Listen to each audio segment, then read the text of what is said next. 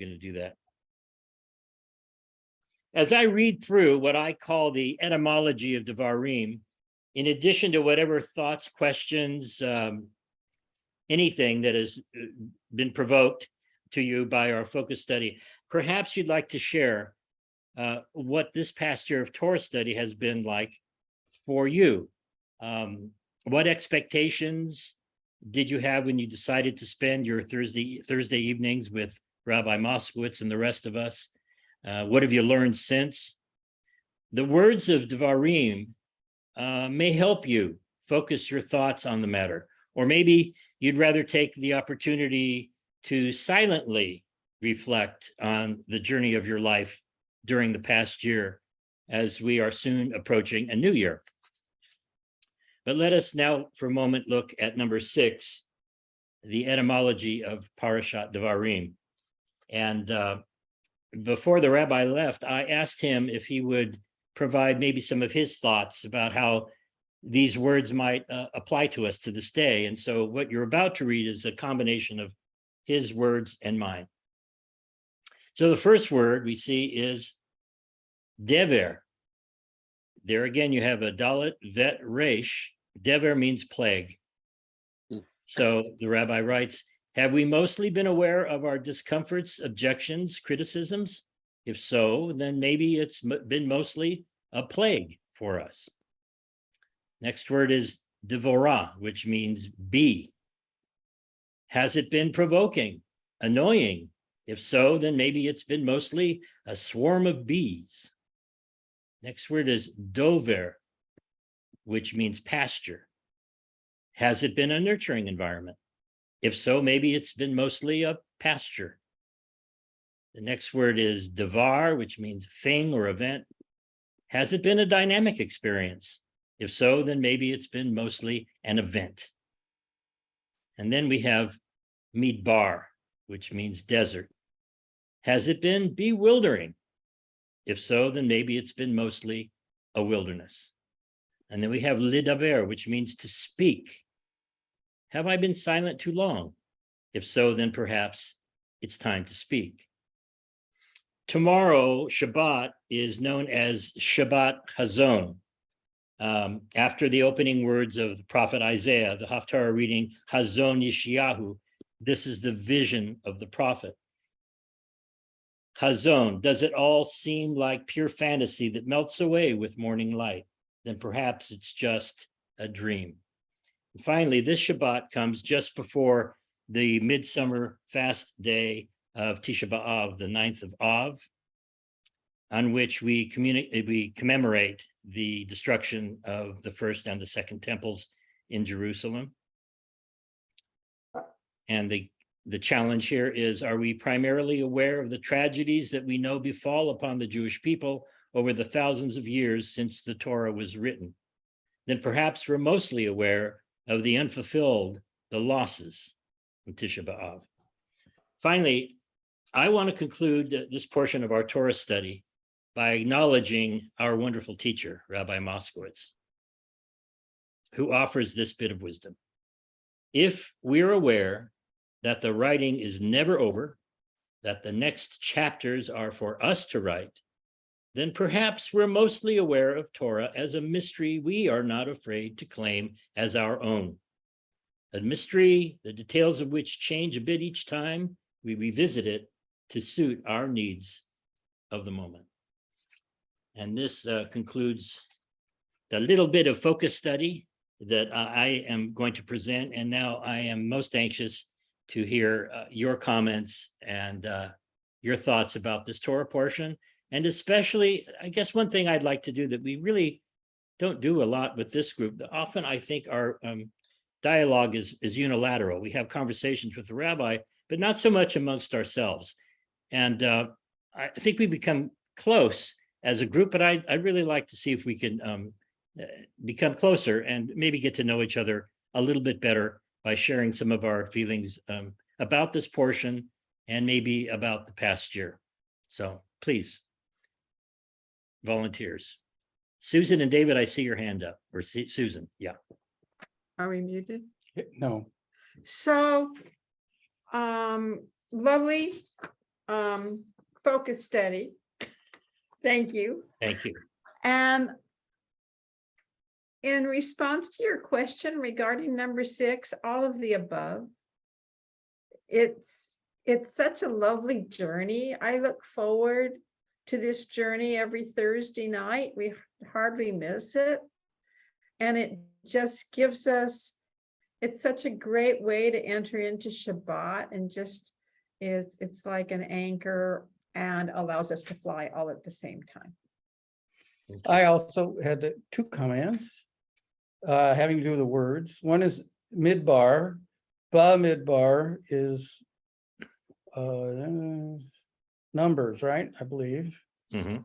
In any event, while it seems confusing that it means wilderness, but midbar means in the wilderness, and the rabbi says, has it been bewildering?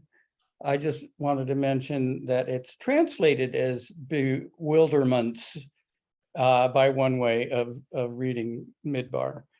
And the other has to do with your comment that you find English translations frustrating, or translations sometimes frustrating. And Tisha B'Av is coming up. And one of the things I was struck about a couple of years ago is that one of the things that Tisha B'Av commemorates as a tragedy is the translation of the Torah, or the Tanakh, into the Septuagint, into Greek. Mhm. But when I first heard this, I went, why is this a big tragedy? And the rabbis answered, when I researched it, it's because every translation, that there are a million translations, and every translation is a pick among a million. And from the rabbi's perspective, the Septuagint picked one way of understanding Torah when there are a million, if read in Hebrew, which is really similar to your frustration as you see a word that this authoritative book you're reading says means X, but you know enough the Hebrew to know it ain't necessarily so. Yeah, and it really expands our ability to look at it in many different ways, doesn't it? Yeah. Mhm. Margot, I think you had your hand up, but I missed it. Would you like to make a comment?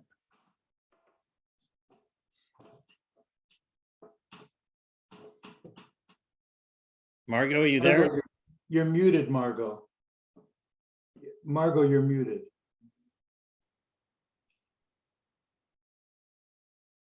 Better? Oh, there you go. Okay. Okay, I have learned a lot this year. This is a year, before this year, I accepted all these stories. This year, I questioned them.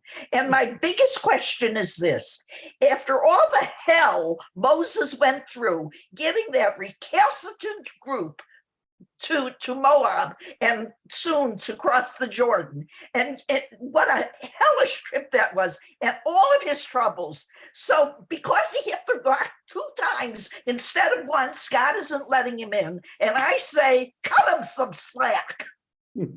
Maybe we should read the story of Job next time. Yeah, yeah, that's another one, cut him some slack.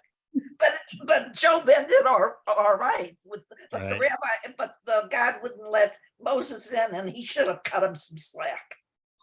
Okay, well, you have a conversation with God when you have that opportunity.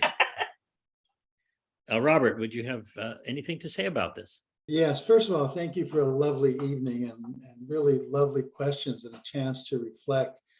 You know, I'm a guest. I'm a member of the Baha'i faith. I think you all know that. And I think you know that the Baha'i faith is very close to Israel. Ben Gurion was the first president to ever visit our holy places there and so forth. You may not know that, like the Jewish people, the Baha'is are still persecuted. In fact, it's ramped up. It hasn't stopped for almost 200 years. I can tell you for me, and again, thank you, Mark, Thursday night has been very sweet for me because there is such beauty and goodness in all people if we just look for it. And I have said over and over and over again to friends that on Thursday night, I'm with such a beautiful group of people. And one of the teachings of the Baha'i faith is to see beauty in people, and it's really not difficult. And it gives me a chance tonight to thank you personally for your warm welcome. Justin especially was the first one who said something about, maybe Robert would like to read. It's been a wonderful experience. I will say this though. For me, it's very clear. Moses was the mouthpiece of God. And the challenge, whether we're Baha'is or Muslims or Jews or Christians, as I understand it, is simply to obey. Not that we obey perfectly because we're human, but to strive to be better and better people. And so that's what I see in the Torah. This is going back thousands of years. People were still very primitive, but it was lifting them up. So for me, I look at it in that context, but believe God has spoken again. But I think every word that Moses said came from God. And it doesn't mean that the translation we have in English is word, for example, correct. But in the Baha'i writings, it says essentially that the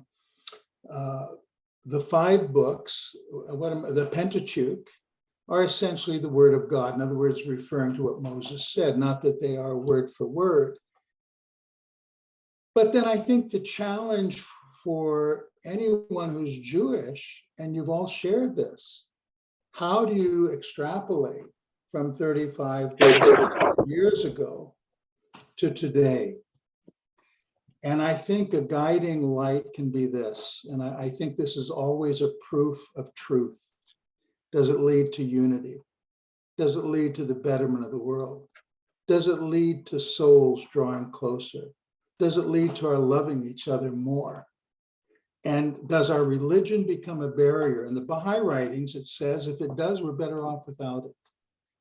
So to extract good from the Torah, from whatever our faith is, to me, that is a journey. And I want to thank you for making me feel so comfortable over the last many weeks. And I hope you don't throw me out. Oh, gosh, no.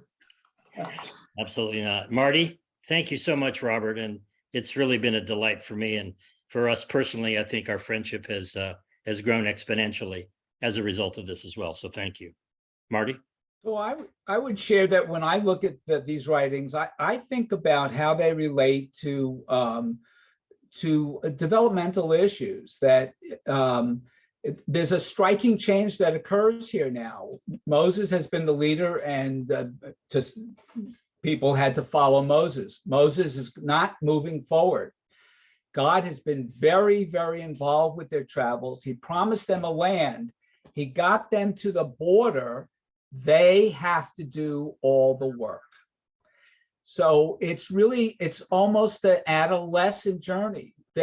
We no longer have a father figure. We have adolescents who are becoming mature and taking on additional responsibility.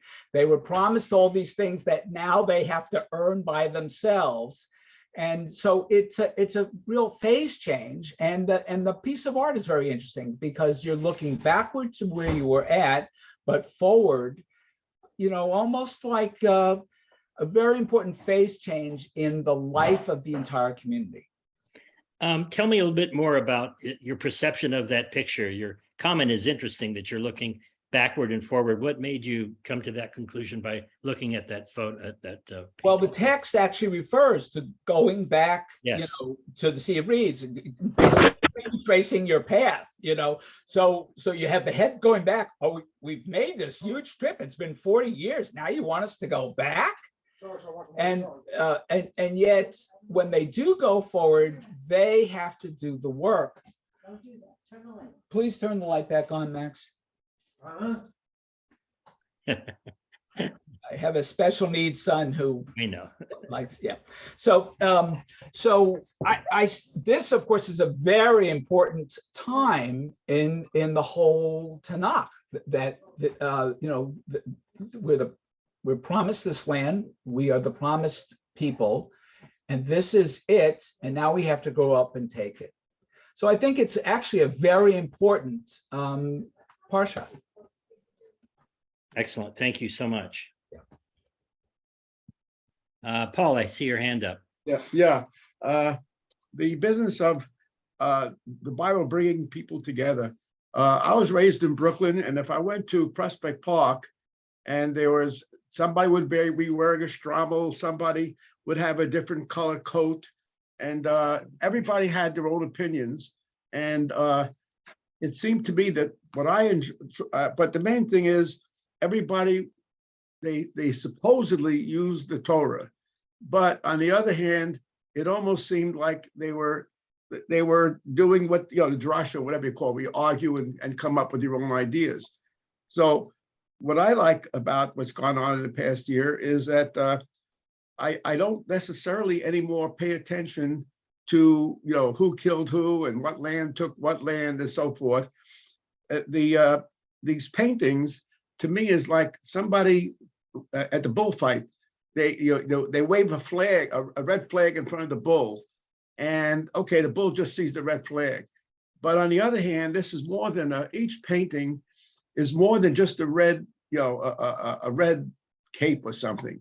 And it motivates people to, and I think that's very special and unique to Rabbi Moskowitz, where I find that the paintings are a good jump off point, where it allows me to think a little bit and not necessarily be constrained by three letters, how they're arranged or what their vowels or I think that people are looking for a solution where there is no problem, basically. You're allowed to have a lot of different words and they have different meanings. But I think the painting allows you, like the Rorschach test, to allow to do the both. And then when you get everybody in the group, I'm always impressed how everybody, has a different angle, basically.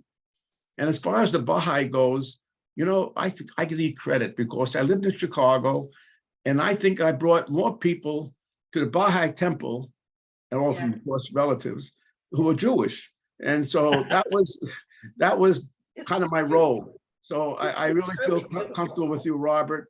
And so, because I was, then of course on Israel, I did visit there too. So, and always different religions have always attracted me rather than put me off. Thank you. Paul, So I hope you and I are able to get together. You're just an hour and a half drive from me.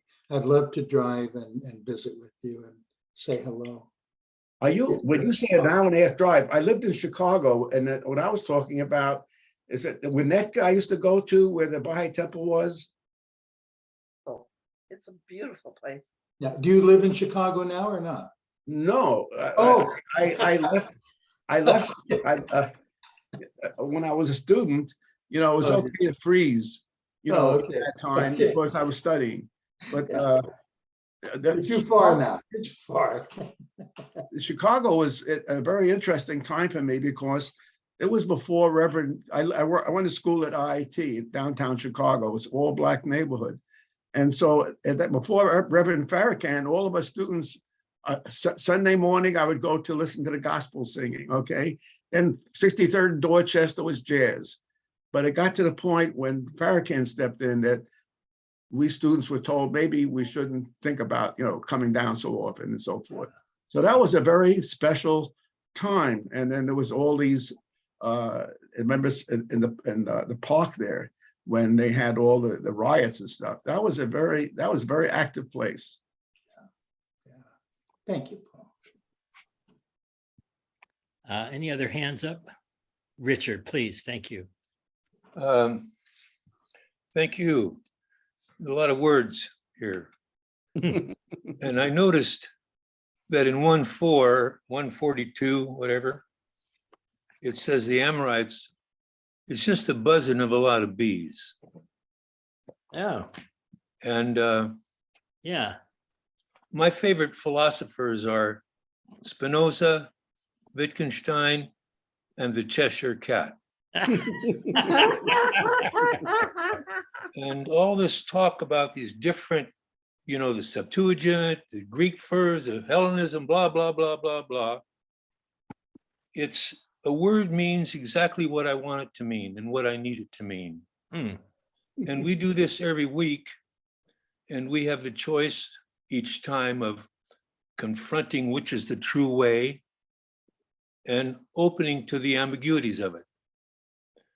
And Spinoza says very clearly, too many words is no good. And he's a heretic. And he didn't join another religion.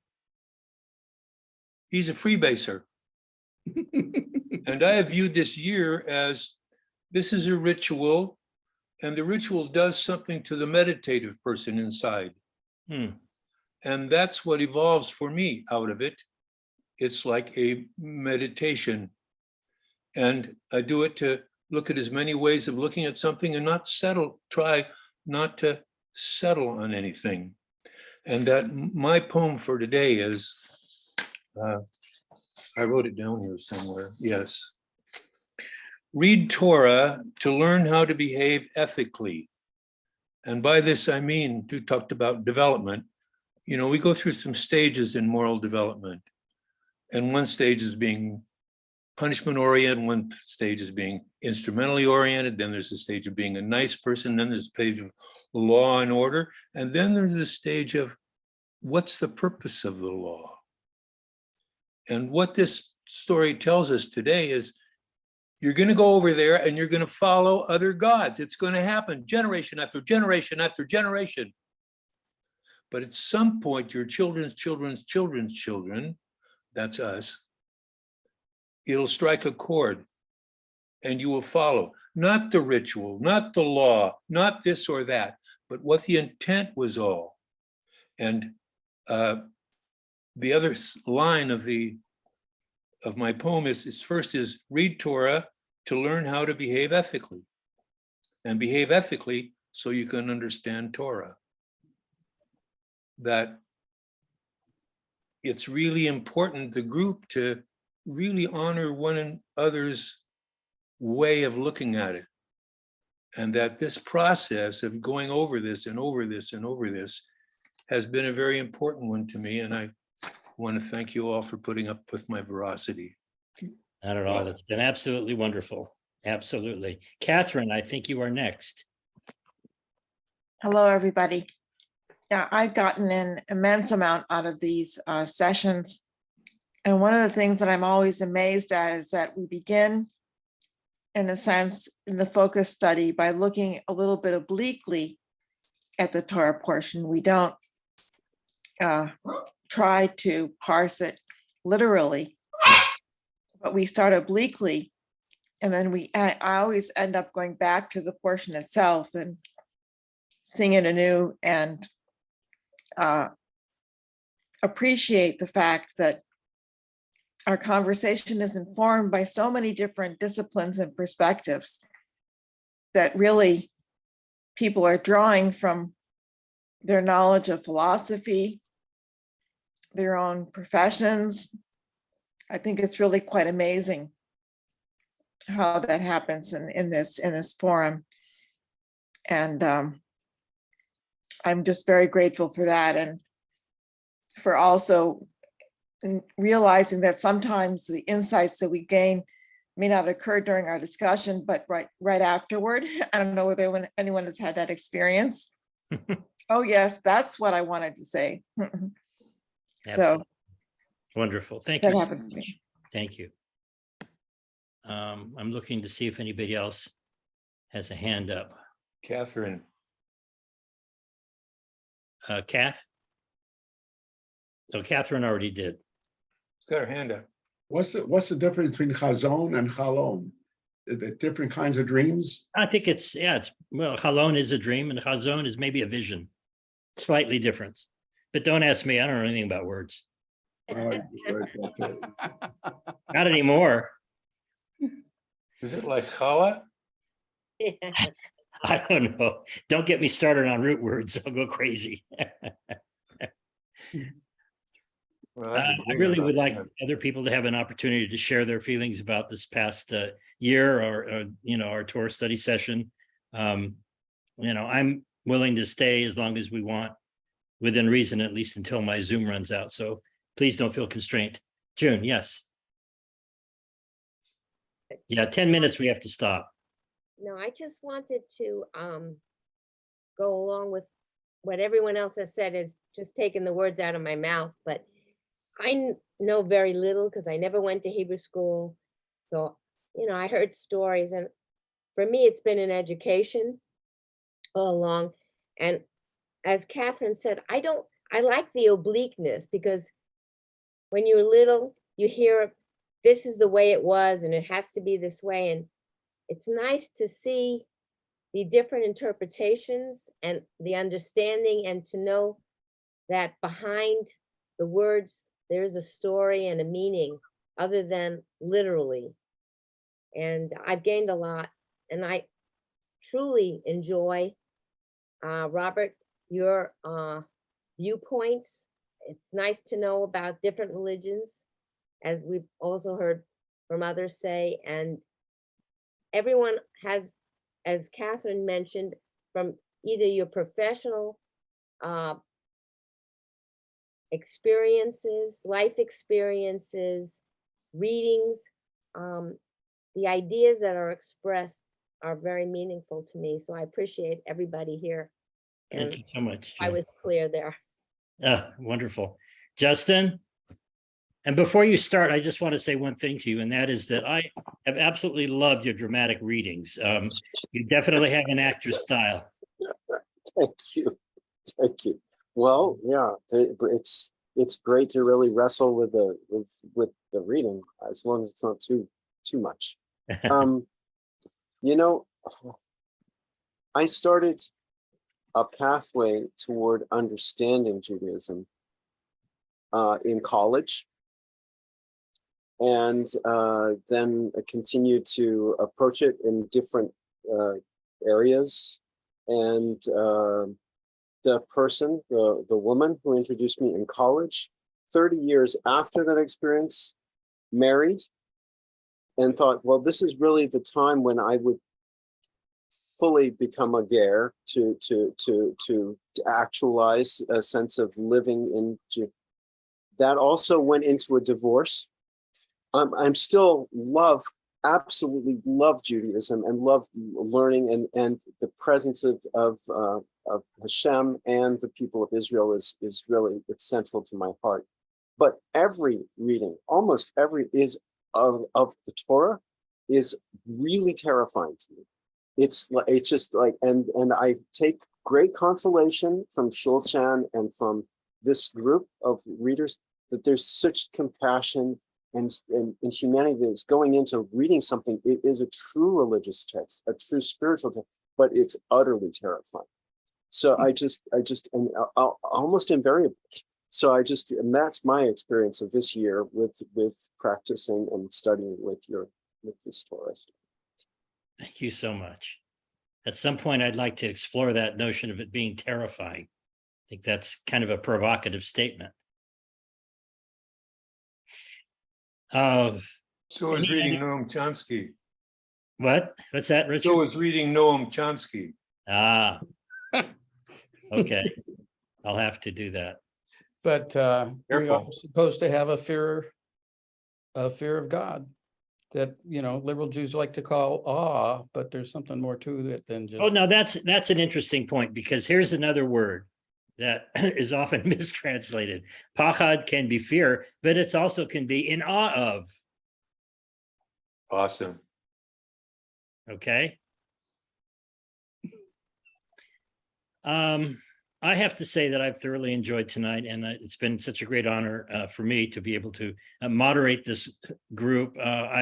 Every week I'm just really blown away by our contributions. And I also have to say that I'm so thankful to Rabbi Moskowitz for bringing me a new way of appreciating Torah. I have to say that I was never really a Torah scholar, but he has a way of accessing it that speaks to me and allows me to delve into it in a way that has never been more meaningful. So I want to thank him. And I want to thank all of you tonight for everything that you've done, provided such a wonderful dialogue and discussion, and being supportive of me. And I see Jay has his hand up. And Richard, you still have something to say, or is that it? Oh, I And always Kath- have more to say. Kath but has not had tonight. Oh, and then Kath does too. Okay, Kath, let's stay on. We've still got about 5 minutes to go. So go ahead. Whoever wants to go first, I don't care. Kath, you want to go? I'm the newbie of the group because this is only my second time. Yeah. I came to Judaism actually in my 30s. I was marrying somebody and I converted.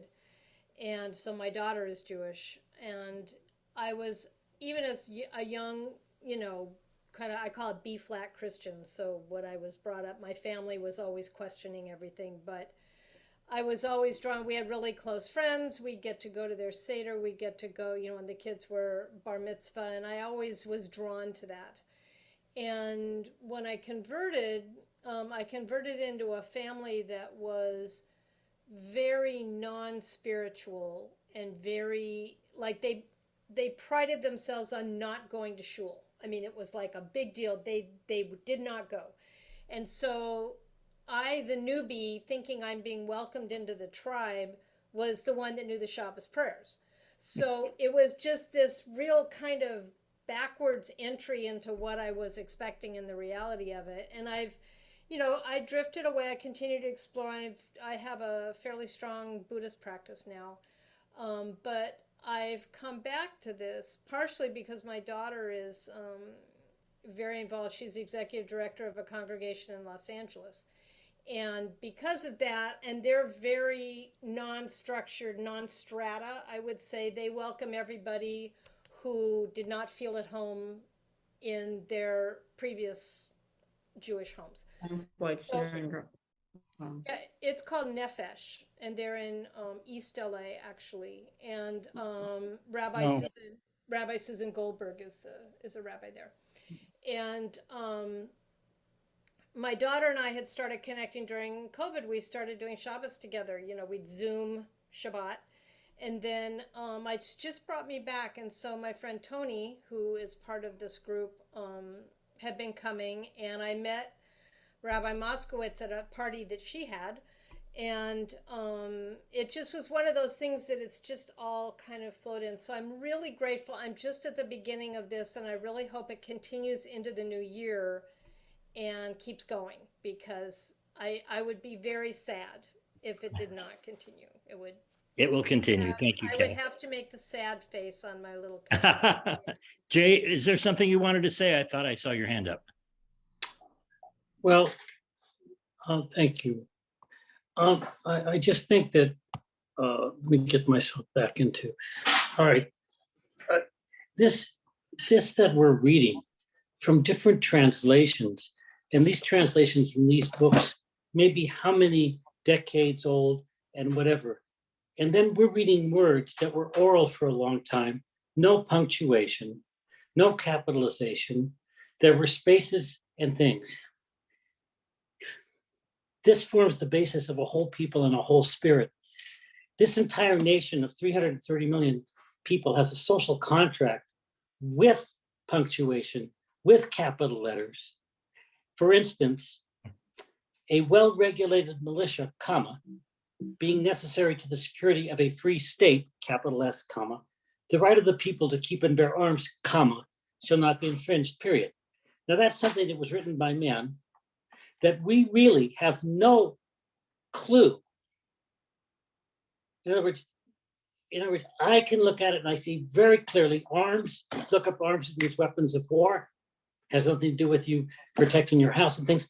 This is just one little thing that we created in a country fleeing from religious persecution, and we're all hung up on something like this in this country. But when you go into these books, it's the story that carries us. And it's the story that gives us the ability to define the words in our own, and then to share those words. Sometimes they conflict, sometimes they harmonize, but out of it all, the study of Torah is above them all. Isn't Thank that you. one of? Thank you. And with that remark, I think that's a great way to conclude our meeting tonight. Let us continue with our stories, sharing them with one another, And may God bless all of you. And thank you again for being with us tonight. And we'll see you next